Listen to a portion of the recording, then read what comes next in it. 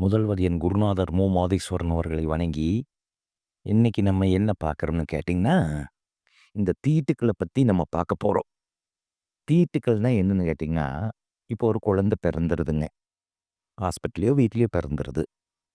அடுத்தது ஒரு பொண்ணு ஏஜ் அட்டெண்ட் பண்ணிருது. பூ படைஞ்சிடுறாங்க.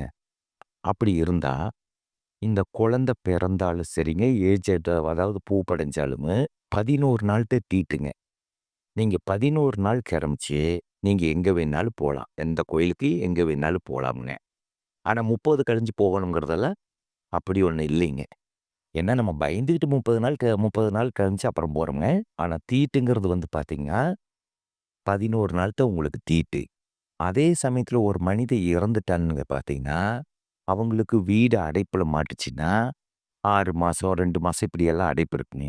அப்படி அடைப்புல மாட்டிச்சுங்கன்னா, அடைப்பு எடுத்து போட்டு, அடைப்பு முடிஞ்ச நாள்ல வீடு அடைப்பெல்லாம் எடுத்துட்டு போட்டு, தரையில இருக்கிற கோயிலுக்கெல்லாம் நீங்க போலாம்.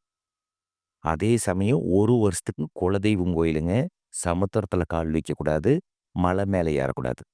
இது தீட்டு இருக்குதுங்க அதுக்கு. அப்போ 1 வருஷம் கழிச்சு நீங்க மலை மேல போலாமா? போலாங்க. சமுத்திரத்தில குளிக்கலாமா? போலாங்க. குலதெய்வம் கோயிலுக்கு போலாமா? போலாங்க. இதுதான் உங்களுக்கு தீட்டு இருக்குதே தவிர, மித்தபடி தீட்டுங்கிறத பத்தி ஒண்ணும் இல்ல. அதே சமயத்தில கோயிலுக்கு மட்டன் சாப்பிட்டு போலாமா அப்படின்னு கேட்குறீங்க. மட்டன் சாப்பிட்டு போனா, உங்களை ஒண்ணும் பிரச்சனை இல்லைங்க. ஆனா, அந்த புனிதமான கோயில் அந்த தெய்வத்தோட தன்மைகள் குறைஞ்சிருங்க. அதனால தான் நம்ம கோயிலுக்கு மட்டன் சாப்பிட்டு போகக்கூடாது. அந்த கோயிலு அந்த கடவுள் தன்னோட தன்மைய இழந்துருங்க. அதனால தான் நம்ம கோயிலுக்கு போகும்போது மட்டன் சாப்பிடாம போறதுங்க. வணக்கம்.